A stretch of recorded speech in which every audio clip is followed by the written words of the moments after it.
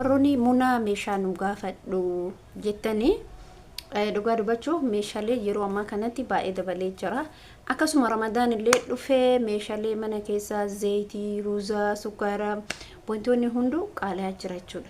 Yeroo ammaa kana sa'aatiin kun birraadha. Meeshaaleen baay'ee qaala'e akkasuma meeshaaleen meeshummaa hundumarraayyuu namoonni gaafadhu jettanii garumoo bittaa isallee warroonni gaafatan meeshaan baay'ee qaala'ee jira. Meeshaa qaala'ee jiru kana mootu jechuudha. Otoo kana caalaan dabalin dafaadha qabadha gatiin isaa amma bareedaadha isiniin jechuu barbaada. Warroonni bitachuu barbaadan lakkoofsi keenya asirra jira. Assalaamu alaykum warahmatullahi wabarakatuh. Akkam jirtu naga keessanii fayyaa keessanii isiniin jechuu barbaada. Ijoollee munaa meeshaa nu gaafadhu gatii meeshaa meeqan jira akkamitti jira zayitirraa sukkaararraa akkasuma meeshaa mana keessaallee nu gaafadhu warroonni jettan akkuma asirratti argitan namoonni tokko gaggaafachuu afaanii odoon taane agarsiisuu ni jira miti agarsiisa. Kanaaf meeshanii ammaan zayitii meeqan akka jirtu sukkaarri meeqa kiiloo meeqan akka jiru wallahi guyyaarraa dabala jechuudha. Ilaa bunni meeqan akka jiraatu turan. Meeshaalee mana keessallee mootu akkasumatti dabalaa deema dhugaa rabbi dubbachuuf wanti hunduu dabalaa deema malee wanni hir'ataa deemu tokko illee gonkumaan jiru kana beekuu qabdan obboleeyyan kiyya. Maaliif hojjettanii wanti hin daballe hin jiru. Ilaa uffata nu uffannu kana irratti jechuudha. Wantoonni hunduu yeroo ammaa kana dabalaa deema. Sababiin isaa maali jechuun keessan hin oolu. Sababiin isaa yeroon kun yeroo meeshaaleen itti dabalu. Fakkeenyaaf meeshaa yeroo ammaa kana birraa waan ta'eef hin dabala. Lafa kamittuu gizee tokko tokko tarii midhaan rakkasuu danda'a. Garuu meeshaaleen akka zayitarraa, sukkaararraa, bunarraa, wantoota garaagaraatirraa immoo hin dabala. Yeroo birraa kana jechuudha. Meeshaaleen mana keessaa fakkeenyaaf akka biraddistoota, akka minjiraa miti feermuusirraa, saanirraa, tiirirraa wantoonni hundumtuuyyuu meeshaaleen mana keessaa yookiin warroonni biffee maal jettan kunis hundumtuu wanni dabalee hin jiru. Lafa kanarratti wanni hin dabalee hin jiru.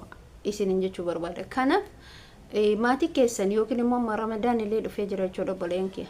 Otoo yeroo Ramadaan hin dhufin fakkeenyaaf duqeetiin hin dabalaa, garbuun hin dabalaa, deebi'ee haayisa yookiin ajjaan jedhamu sun haayisa mana fakkaata hin dabalaa, xeefiin birraa kana wanni hin daballe jiru.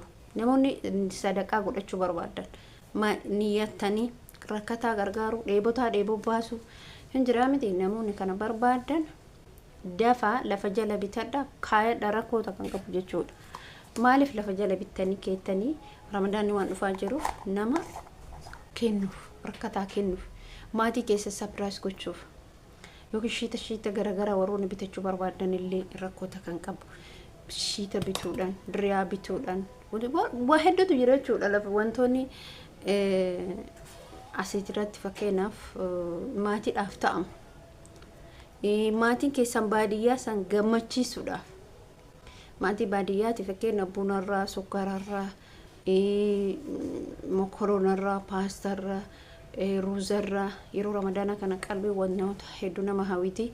Keessattuu yeroo guddina warroota baadiyyaa wanni isaan miidhu zayitatu isaan miidha, sukkaara isaan miidha, kanatu isaan miidha jechuudha. Yeroo guddina dhugaa rabbi dubbachuuf wantoota kana hoogootan baay'ee isaan gammachiiftu qalbiin isaanii raahaa taati du'aayii sii godhu rakkataa sadaqaa kennuu yookiin immoo hin jiraa miti wantoota garagaraa kana hoodalaydan waan bareedaadha itti fayyadama obboleeyyan kiyya. Yeroo qabdutti sadaqadhu, yeroo qabdutti kennadhu, yeroo qabdutti maatii kee gammachiisi. Gatii guddaa baaftee mallaqa waan hin taane godhu odoo hin taane gatii xiqqaanan maatii kee gammachiisi. Kana isiniin jechuu barbaada. Namni Ramadaanattis yookiin immoo rakkatas akkasuma maatii ofii gammachiisi yoomuu gammadi ilmooti yasiin jedha. Raahaa godhu siin jedha. Hara baafadhu siin jedha. Dheengadda waan taajjabe keessa intala fuulli isii kun dhumee amma amantaa ishee jijjiiruuf deemtu sana subhaanallah wallaahi laziin baay'eeti gadda intala san jechuudha. Dhumarratti maaliif akka kana kaasan beeku? Maaliif hin dalaydi beekaa isiin amma anarra ji'an damoosa argatti. Warroota baadee Itoophiyaa jiran nama hojiin qabne isiin nama ji'an damoosa qabdi. isini galee intalli suni asliin isiif mallaqa kennuun isii suni mucaan sun jechuudha dhugaa keessa isaa qulqulluudha. Ani akka yeroo hundumaa asliisaan nan jaaladha nan kabaj keessa isaa qulqulluudha. Kuma kudhan si erga maatii kee haadha kee du'aa godhadhu intaatu ita rabbiin onnee isaa keessatti isa arga. Isiin maal eedi kuma kudhanii miti kuma 20 haadha isiiti kennite haadha tiyya yookiin abbaa kee yookiin nama itti waa balleessisu kun jira bar du'aa naa godhi yoo jette mara ko mallan ikeen immoo bakka garagaraatti ba'a. Mallan ijoolleen arabaa daleedu bakka hedduutti bu'a. Ana sin dura viidiyoo irratti dubbadhee jira. Waan takka dubbadhee beeka. Fakkeeffatan nama sadaqaan kennin. Na argi quufaa kennin. Na argi ebaluu kenni sheeka sanii kennin jedhen. Rabbii tokkichis argaa miti. Maatiin kee waan keessa jirtu rabbitu argaa bar. Siif rabbitu beekaa bar. Ollaa keetu beekaa bar. Ijoolleen hedduu jedhee dubbadhee jira. Ijoolleen hedduu na argi kenniti malee maatiin isii waan keessa jirtu beeytu jedhee dubbadhee jira.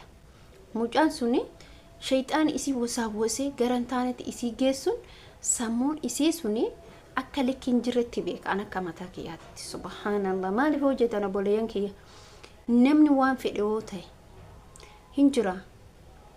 Namoonni hedduun amantaa isaanii jijjiiran hin jira musliimota illee garuu isiin immoo miira hamaa keessa galu shayxaan isii wasaawwasuun akkas goote. Ani wanni kana jedhe garantaan sirraa baatee bayurra gara ta'uun sirraa baatee maatii keetiitti yoo dafqi keessuun bahee haati keessuun abbaan keessuun hara baafa ilmootii yoo siin jedhe wallahi qalbiin teetillee raaha argatti atillee nagaa argatta. Wanti asliin kenneef wanti ati kennite garagara. Asliin kennata rabbiin isa quba qaba. Garuu ati ayyaati yaa du'aa naa godhi jettaan. Mallaan isuun ka'ee nuti kanama biraatti. Ati hoo hojii qabdi. Hojii kee eenyuuf dalayda. Eenyuuf dalayda isa dalaydu sana. Keessattuu haadhaaf abbaa ofii wallahi lazimtaa qabduuf jala dabarsitee isaanii kennite simmiidhu. Yaadi tokkoffaa akkamitti akkas kenna akkamitti akka sadarkaa kana kenna akkamitti akka biyya arabaa kana kenna eenyu raayi.